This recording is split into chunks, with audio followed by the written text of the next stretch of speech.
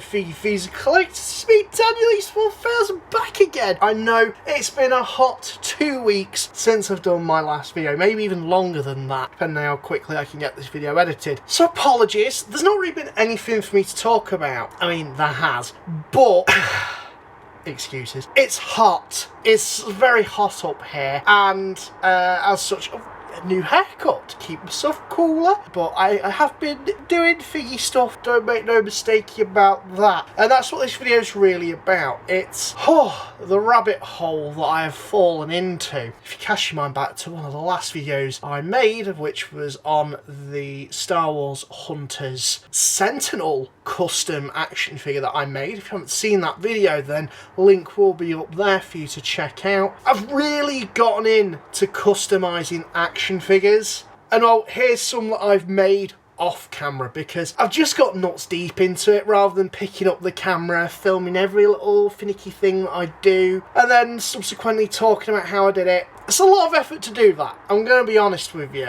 And yeah, you know, the effort is worth it, don't get me wrong, but I feel like I've learned a lot more. Here's some custom Star Wars The Black Series figures that I have made.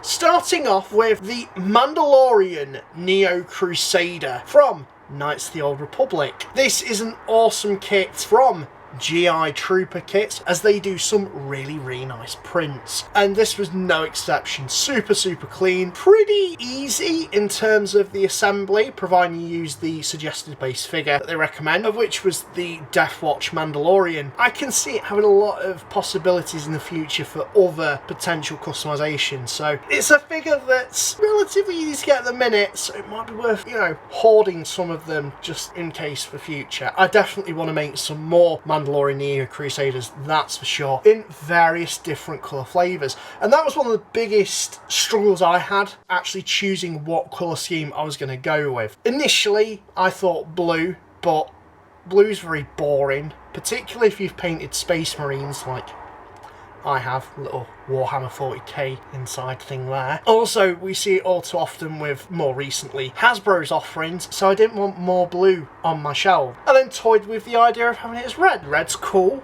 red's fine, but no, I decided to go even more difficult than that and choose yellow. Yellow's notoriously hard to paint. A lot of people struggle with yellow, I am one of them. I've figured out a way to combat it through my time of miniature painting. You could say this Mandalorian Neo Crusader is trying to replicate Bendoc, Starkiller. He's one of the arena champions that you have to face in Knights of the Old Republic, pretty much the last one, the last boss, you could say, of those. And so that colour scheme was what I based on this figure. Nonetheless though, really pleased with how this turned out, although there was a lot of problem solving to be done with it. I also made quite a few mistakes, purely through rushing, I would say. I didn't quite tape off some of the elements correctly before priming, so some overspill happened. I then tried to colour match the base body with some paints I had and they didn't quite work, and that kind of shows through in certain lighting. It's fine. I was really pleased with this because it was a lot more in depth than that Stormtrooper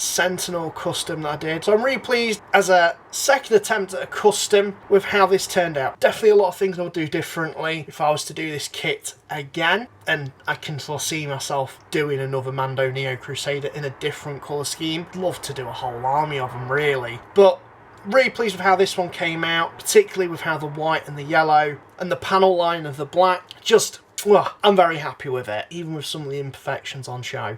The next custom figure I worked on was Mayday. Mayday is probably one of my favourite clone troopers from the Bad Batch. I took an AliExpress clone trooper. Now with customization, I always like to stay within the plastic format to try and make something look as close to what Hasbro would produce as I possibly can, just so it blends in quite well with my collection. This one I went a completely different route. I actually saw a really cool tutorial, of which I will link up here. I forget who made this video, so I'm very sorry, but their name will be on screen. Really cool stuff. stuff, they used material to create Mayday. But naturally, if Hasbro were to do one, they'd probably do all the wrappings in plastic. So using the media of fabric was a little bit deviating from that whole make it look like Hasbro figgy. I think for my mileage, it still fits in relatively well within my displays and collection. Although this is the one that you could probably tell is the most customised, more telling of it not being a legitimate Hasbro product. Nonetheless though, really happy with how this came out.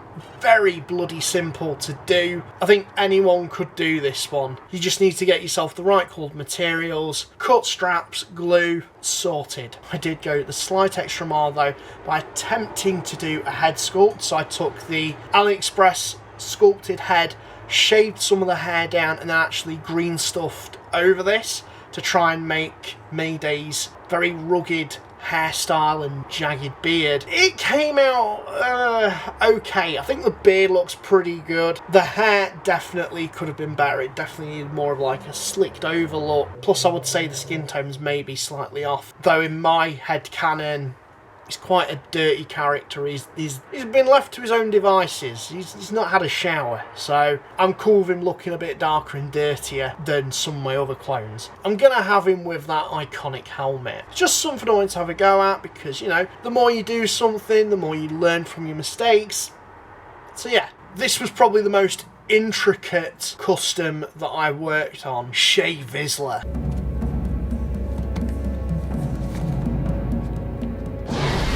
This kit was by MDC_Customs. Lots of parts, lots of things to consider when making this.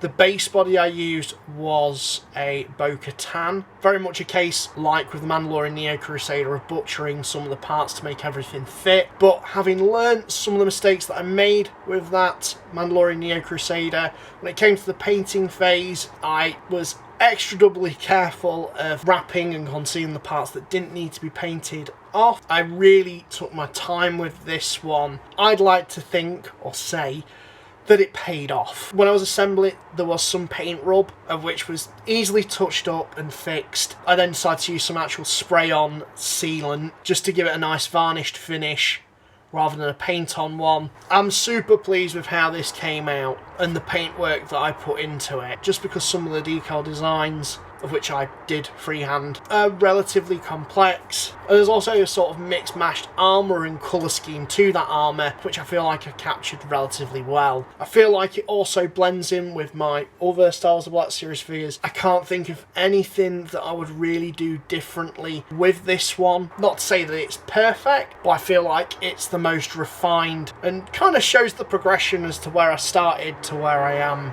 now, at the very least. Finally, and this is the one that I've done most recently, AP5, although the actual kit of this is for a RA7 droid, and is done by GI Trooper kits again. Literally just consisting of a body and a head. All you need is a 1-jack or 4-lom Black Series figure, and is really relatively easy to put together. One that I would highly recommend to anyone considering getting into the customization game, just because it's a nice little entry kit in there. I had a really good time putting this one together. It was relatively simple. Me being me, I like to think outside the box, do something a little bit different. And I know Hasbro won't do this character. I'd be really surprised if they ever did. AP5 from Star Wars Rebels was such a...